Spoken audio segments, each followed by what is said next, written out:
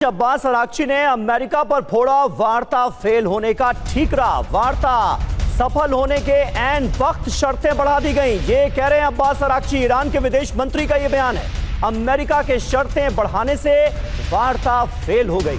हमने युद्ध खत्म करने की हर संभव हर मुमकिन कोशिश की, ये अराक्ची कहते हुए नजर आ रहे हैं। बड़ी बात ये अराक्ची की तरफ से कही गई है कि वार्ता सफल होने वाली थी, लेकिन उसी वक्त ऐन वक्त पर अमेरिका की तरफ से शर्तें बढ़ा दी गई। और देखिए एक और बड़ी खबर, होर्मुज पर हूती विद्रोहियों का ट्रंप को बड़ा जवाब। हूती की बाब अल मंदेब भी बंद करने की धमकी। ईरान पर हर हमले का जवाब देंगे। इजराइल पर मिसाइल और ड्रोन से हमला करेंगे। अमेरिकी ठिकानों को टारगेट करेंगे। यानी अमेरिका ने जो होर्मुज की नाकेबंदी का ऐलान किया है, तो हूती विद्रोही जो कि ईरान का प्रॉक्सी है, उसकी तरफ से यह कहा गया है कि फिर हम बाब अल मंदाब भी बंद कर देंगे। तो देखिए ये बहुत महत्वपूर्ण है। होर्मुज स्ट्रेट का जवाब बाब अल मंदेब। जी हां, बाब अल मंदेब है क्या, ये जान लीजिए। होर्मुज के बाद यमन जिबूती के बीच का ये पूरा जलमार्ग है जिसका तस्करा बार बार हो रहा है। खाड़ी के तेल उत्पादक देशों का आखिरी समुद्री रास्ता है। ईरान समर्थित प्रॉक्सी हूती का बाब अल मंदेब में जबरदस्त असर है। स्ट्रेट ऑफ होर्मुज, बाब अल मंदेब। जी हां, ये देखिए स्ट्रेट ऑफ होर्मुज पहले से बंद है। क्या स्थितियां चल रही हैं हमने आपको दिखाया ही। बाब अल मंदेब दूसरा रास्ता भी बंद होगा, इसकी आशंका बढ़ती जा रही है और इसका असर यकीन जानिए पूरी दुनिया पर पड़ेगा। बाब अल मंदेब इतना अहम क्यों है? 20,000 से ज्यादा जहाज इस समुद्री रास्ते से गुजरते हैं। 20,000 से ज्यादा, 6.2 मिलियन बैरल तेल रोज बाब अल मंदेब के रास्ते जाता है।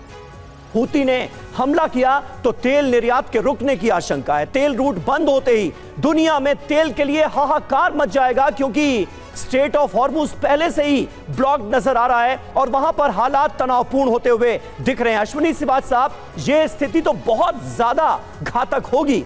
फिर इस जंग को रोकने की कोशिश कैसे की जाए, यह अपने आप में एक बड़ा सवाल है, क्योंकि इजराइल तो पूरी तरह से ठान कर बैठा है, पूरी तैयारी करके बैठा है कि एक ग्रीन सिग्नल दें डोनाल्ड ट्रंप और उसकी सेना एक बार फिर ईरान के खिलाफ जंग छिड़ दे।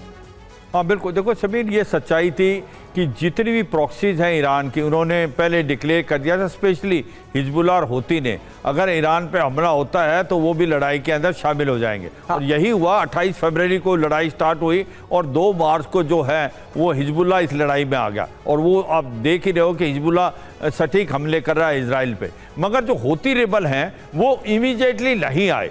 वो अब लड़ाई के जब सीज फायर होने से 3-4 दिन पहले ही वो इस लड़ाई में आए। और हूती रिबल जो हैं वो स्ट्रेट ऑफ होर्मुज के साथ साथ, जैसे बाब अल मंदेब है जो कि एक प्रकार से अनदर रूट है जो कि अरेबियन सी से मेडिटेरियन सी को जोड़ता है, और उसके बाद ये जो जाता है स्वेज कैनाल से एक प्रकार से यूरोप, एशिया से यूरोप जाने का सबसे छोटा रास्ता है। अगर उसको ब्लॉक कर देते हैं तो देखना कि आप 15% के करीब वहाँ से भी ऑयल नहीं जा पाएगा, यहाँ 20-25% नहीं जा रहा, तो पूरी वर्ल्ड की इकॉनमी डिगमगा जाएगी। और ये जब हूती रिबल करेंगे तो सबको जो केप ऑफ गुड होप है, अफ्रीकन कॉन्टिनेंट का चक्कर काटना पड़ेगा, उससे 25 से 30 दिन ज़्यादा लगेंगे और 50% जो इंश्योरेंस की कॉस्ट भी बढ़ेगी। तो ये सच्चाई अगर ऐसा होता है तो ये इकोनॉमी के ऊपर, वर्ल्ड के ऊपर बहुत ही ज्यादा एडवर्स इफेक्ट होगा। बिल्कुल, और भारी दबाव पूरी दुनिया की इकोनॉमी पर पड़ता हुआ नजर आएगा अगर हूती विद्रोहियों ने ऐसा कर दिया।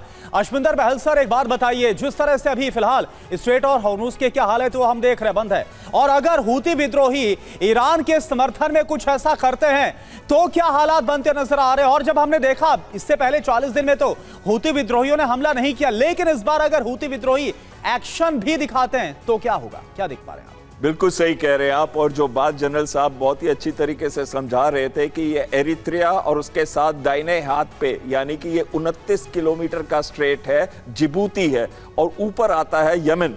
और एक बहुत अहम चीज इसमें आ जाती है, वो है यानबू पोर्ट जो कि सऊदी अरेबिया का है। आपने देखा होगा कुछ समय पहले जो अटैक्स हमले हुए थे पाइपलाइन पे, और एक सेंट्रल पाइपलाइन है, ईस्ट वेस्ट पाइपलाइन, जिससे 7 मिलियन बैरल्स पर डे जो तेल है वहां से गुजरता है। यानी कि 2 मिलियन तो उनके अपने हिस्से के लिए है और 5 मिलियन बैरल का एक्सपोर्ट होता है। और वो एक्सपोर्ट जो 5 मिलियन बैरल का होता है वो रुक सकता है अगर बाब अल मंदेब के ऊपर हमला किया जाए। पहली बात। और दूसरी बात है वहां पे करामान आइलैंड है, जैसे यहाँ पे केशम है स्ट्रेट्स ऑफ हॉर्मुज में, वहां करामान आइलैंड है और एक पोर्ट है छोटा सा, वो भी ज्योग्राफिकली यमन को यानी कि हूदीस को सपोर्ट करता है। अभी तक हूदीस इस मामले में कूदे नहीं क्योंकि एक स्ट्रेटजी के दौरान उनको पीछे रखा बिल्कुल, लेकिन आने वाले वक्त में अब उनकी इन्वॉल्वमेंट बढ़ सकती है। हॉर्मुज स्ट्रेट के बाद बाब अल मंदेब भी अगर ब्लॉक हुआ, बंद हुआ, तो इसका नतीजा यकीन जानिए पूरी दुनिया को भुगतना पड़ेगा।